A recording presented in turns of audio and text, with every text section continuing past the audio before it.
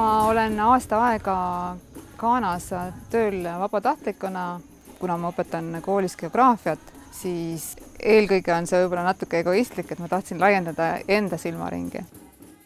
Proovin toetada kohalikke koole loodusainetega, IT-valdkonnaga, siis kooliväliselt teha seminare, et vähendada prügitootmist siin kommuunis. Et ma ikkagi loodan, et ma mingisugust toetust või panust suudan kogukonnale anda, et minust on ka midagi kasu.